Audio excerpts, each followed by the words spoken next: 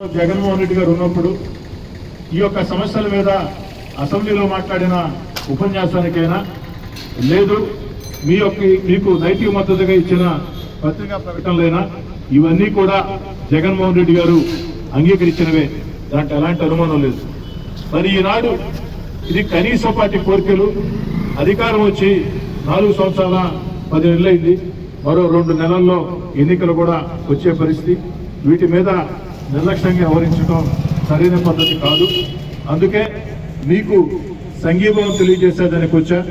అంతేకాకుండా మీరు అడిగినటువంటి ఈ కోరికలన్నీ కూడా పరిష్కారం కావాలంటే ఓ ఎమ్మెల్యేగా నా చేతిలో ఉండే కోరికలు కాదవి.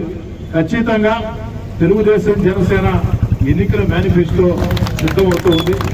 ఆ యొక్క తెలుగుదేశం జనసేన ఎన్నికల మేనిఫెస్టో సిద్ధమయ్యేటప్పుడు వీటిని కూడా అటు చంద్రబాబు గారి దృష్టికి, పవన్ కళ్యాణ్ గారి దృష్టికి తీసుకెళ్లి వీటిలో సాధ్యాసాధ్యాలు పరిశీలించి, ఎందుకంటే ఎన్నికల వేళ ఇష్టారీతిగా హామీలు చెప్పడం, ఎన్నికలు అయిన తర్వాత వాటిని మర్చిపోవటం సరైన పద్ధతి కాదు. కాబట్టి రేపటి రోజున స్థానికంగా మీ కళ్ళ కనపడింది నేను.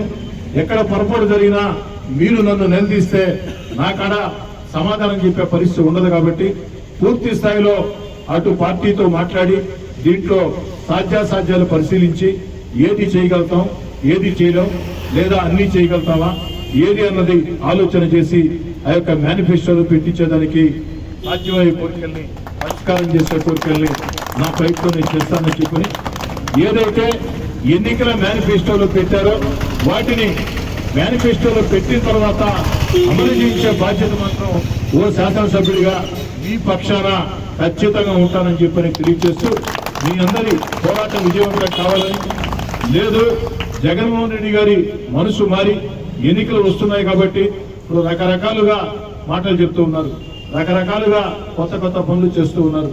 ఆనాడు 2,000 రూపాయలు పెన్షన్ ఉంటే నేను అధికారంలోకి వచ్చిన వెంటనే 3,000 పెన్షన్ చేస్తానని చెప్పి వృద్ధులకి, వితంతువులకి అధికారం వచ్చిన తర్వాత చెప్పిన మాట ఏమిటంటే పెంచుకుంటూ పోతానని చెప్పాను, కానీ నేను పెంచుతానని చెప్పలేదని 250 లెక్కలు పెంచుకుంటూ వచ్చారు.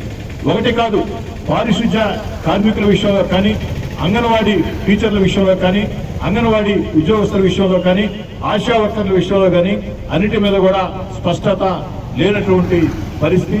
ఖచ్చితంగా ఏదైతే ఒకవేళ ఎన్నికలు వస్తున్నాయని వారు మనసు మార్చుకుని వీటిలో ఏ కొన్నిటైనా వాళ్ళు పరిష్కారం చేయగలిగితే పార్టీలకు అతీతంగా మీ పక్షాన ముఖ్యమంత్రి గారికి ధన్యవాదాలు చెప్పేదానికి కూడా మీ ఎమ్మెల్యే సిద్ధంగా ఉంటారని, అలా కానప్పుడు ఇందాక నేను మాట చెప్పినట్టు పార్టీతో మాట్లాడి మేనిఫెస్టో పెట్టి దానిలో ఏది సాధ్యం, అన్ని సాధ్యమా అని చర్చించి అప్పుడు మరోసారి మీ వద్దకు వచ్చి, లేదు మీతో ప్రత్యేకంగా సమావేశం పెట్టి ఆనాడు ఓ శాసనసభ్యుడిగా నేను ఏమి చేయగలుగుతాను అన్న హామీని మీకు ఇవ్వగలుగుతానని తెలియజేసుకుంటూ మీ పోరాటం విజయవంతం కావాలని చెప్పి కోరుకుంటూ మరోసారి మీ అందరి వద్ద ధన్యవాదాలు తెలియజేస్తూ సెలవు తీసుకుంటాను.